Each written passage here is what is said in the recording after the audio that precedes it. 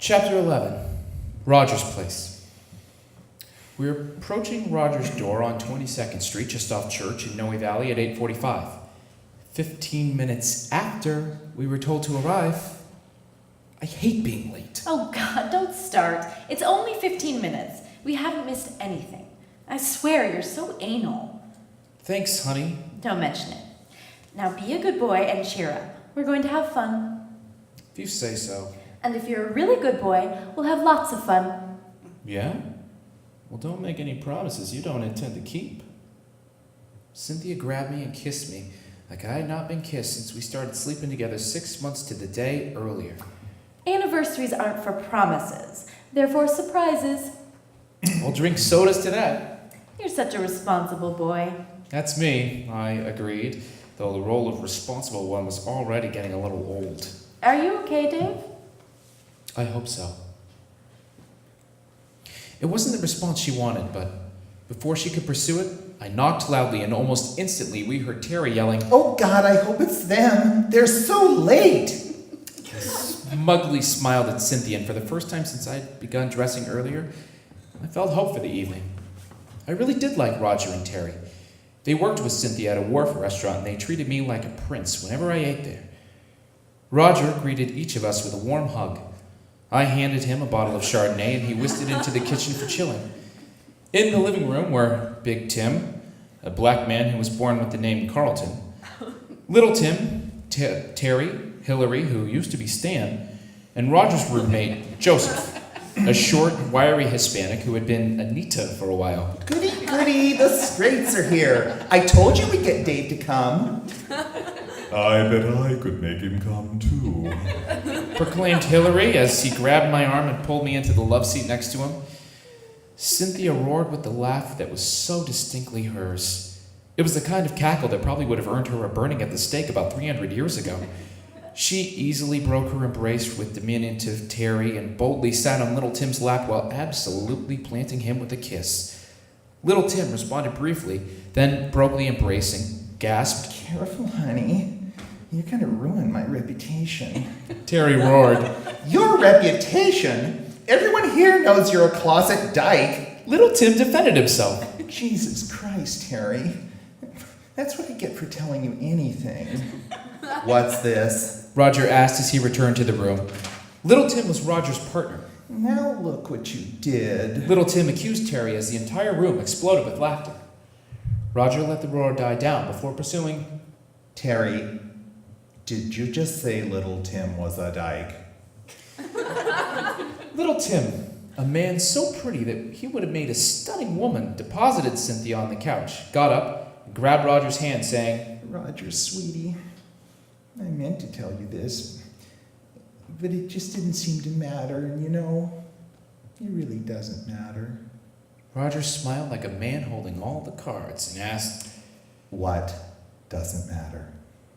Little Tim stuck out his tongue at Terry before looking sheepishly at Roger and saying, "A long time ago, when I was just a boy in my old life, I had a girlfriend." "Oh God, is that all? I used to fuck women. I fucked lots of them." A small amount of shock and revulsion reverberated around the room. You did? "You whore." You slut. I knew there was a reason I liked you. "Oh, shut up." But Little Tim was thrilled. "Oh, my hero, you did too. I'm so happy." And they embraced. Roger patted Little Tim on the back and said, "But we're both past that now, right?" "Oh, God, yes. I never liked it anyway. She was too soft." Their embrace broke and Roger shrugged. "I like them." You are such a slut. Admonished Big Tim, who looked like he was once a formidable athlete and probably still a bodybuilder. Roger insisted. "I like them. I just didn't love them." And he stroked Little Tim's cheek. Aww. But Terry wanted to know. "What could you have possibly liked about them?" Then he looked at Cynthia and asked, "No disrespect to you, sweetie." None taken. "Well, I didn't like the younger ones. They didn't know what they were doing. At least, not with me. But the older ones I liked a lot. I don't know, they were so... Hungry. Yes, that's it. It was like they'd do anything to get fed. I nodded. When that laughter finally subsided, Terry asked Cynthia, So which one are you? A younger one or an older one? I'm definitely a younger one. Unless I like what I'm being fed, then I'm a lot older. Ooh. There were oohs and ahs, and then Hillary asked me, So which is she with you? Older or younger? older, younger, what's the difference to me? I'm a guy. I'm gonna get fed no matter what. You were so right, Roger. I like this one. You want to feed me, baby? No, thank you. I've had enough fruit today. While everyone else laughed, Terry jumped up and pulled Hillary from my lap and proclaimed, Now you just leave this poor straight alone. He's Cynthia's and you're mine. And I've got a surprise that even a slut like you won't be able to resist. Before Terry could reveal his surprise, Hillary announced, Well, I've got a surprise for you, Terry Phillip. I'm on the rag. The room shook from the noise, but above the din, Terry yelled, Oh yeah? Well, you can just hang your rag on this! and he unbuttoned his shirt to reveal a thin golden chain hanging from one nipple to the other. Oh, lover! Screamed Hillary and then buried his head in Terry's chest. Take it easy, you bitch! Terry scolded and pushed Hillary to arm's length. You just be good and stop picking on poor David. He can't help it if he's straight. And he winked at me before adding, Though God knows, you are a mighty waste of talent. Dinner should be ready. announced Roger above the laughter. Would one of you girls give me a hand? As we moved toward the dining room, Cynthia whispered to me, How are you doing now? Scared, very scared. She smiled, squeezed my arm, wetly kissed my ear, and whispered, I do love you, you know. I knew Cynthia well enough by that point to realize this statement meant everything and nothing simultaneously. I wasn't going to be too swayed in any direction, so all I said was, That's nice.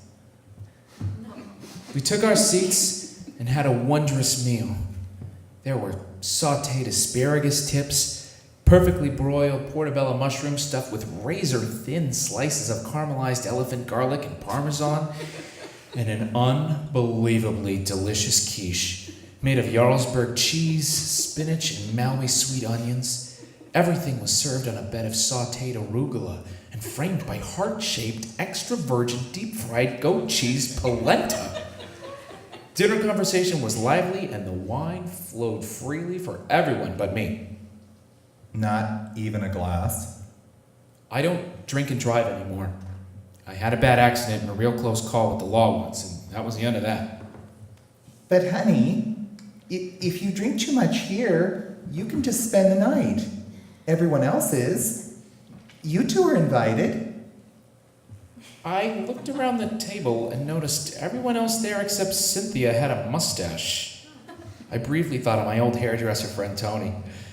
I said, That's very kind, but no thank you, I really don't want to drink. My God, you all straight. Were you raised in Utah? This brought up the topic of religion, and each of us told what faith, if any, that we had been raised. I told them that on my best days I was agnostic, but most of the time I was an atheist. So, you don't believe in heaven?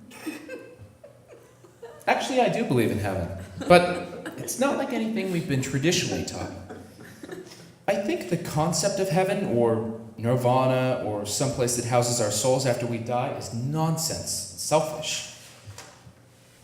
It's vanity. I think when we die, the only place we live on is in the memories of those we leave behind. The quality of those memories is determined by our actions while we live. The good memories we leave are heaven, and the bad memories are hell. We better try to be good, not for our sake, but for those who survive us. Roger said sincerely. I like that a lot. I don't. I want to go someplace that doesn't hate me for being gay. Aren't you there right now? Oh, I really like that. Roger stated, and everyone agreed. Another strong reaction came after Cynthia proudly identified herself as a member of a group called Pre-Narius. Ave Maria, what could that be? Even sounds hideous. Cynthia was not the least bit swayed by their ignorance or skepticism. She explained that Pre-Narius was an organization based on sound scientific principle and the staunch belief in reincarnation. She said we're all just souls, living our lives over and over again as we try to work out the bullshit from our past and move on to higher selves. Ooh, that sounds kind of trendy. Who got you into it? My parents. God. And I thought my parents were weird for being Christian scientists. At least they aren't est-heads. Roger corrected. Don't you mean est-holes? They're the worst. There was agreement with this around the table, and that was as far as Cynthia was made to explain her spiritual choice. I wish it had gone on a little longer, because I sensed I was not the only one at Rogers that felt Pre-Narius sounded like a wacky cult. I hoped the skepticism of Cynthia's other friends might give her pause, but that did not happen, and I knew it was going to take something far greater to shake Cynthia from her belief. I'd given it close to my best shot, but if anyone else at that table considered pursuing the topic, they let it go for the evening, because a serious conversation would certainly have meant an end for the fun for the night. As the subject changed and discussion continued, I kept glancing across the table at Cynthia, who was utterly within her element. Men who she could fearlessly flirt with surrounded her.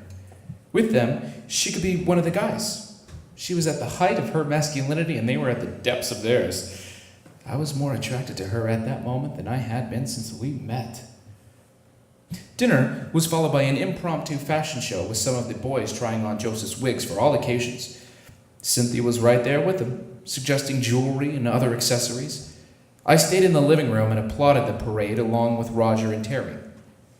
Every time Hillary came in, he would either sashay over and slither into my lap or go directly to Terry and unbutton his shirt. He would then examine Terry's chest or give the brand new chain some teasing tugs. The novelty of men in wigs soon wore thin, and Roger suggested we go dancing. I dance with David first. Roger noticed my slightly uncomfortable smile, put his arm around my shoulder, and whispered, David, does your mother know what you're doing tonight? I relaxed, giggled, and gave Roger a warm hug. I like him the most. He is my height, about 10 years older, and his hair is thinning in the same manner as I was told to expect from mine. He is doing nothing to hide this, and that makes me like him even more.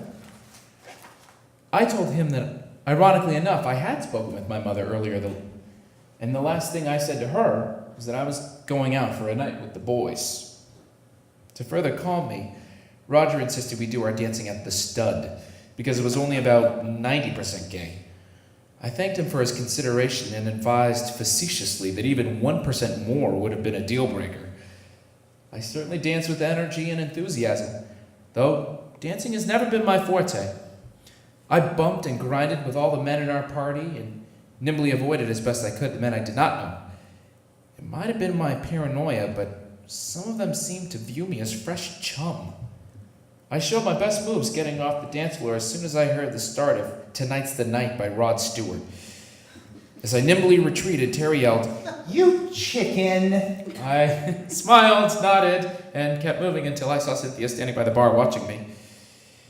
There was sweat glistening on her neck, and her satin blouse was unbuttoned below her low-cut bra, revealing the perfectly shaped cleavage I so admired. You having a good time? Hell yes. How about you, baby? I looked around the room before answering. I'm having a great time. These are just some good old boys. She suddenly pressed herself fully against me, wrapping one arm around my waist while her other hand grabbed my ass. Damn, honey. Happy anniversary. I sure hope you're like this later when we're alone. You want to be alone right now, Dave? I briefly looked around the room and said, Cyn, you picked the damnedest time. Cynthia grabbed my hand and led me around the bar. She boldly pulled me into a dimly lit restroom where we found a line of men standing side by side at the long urinal trough. Almost in unison,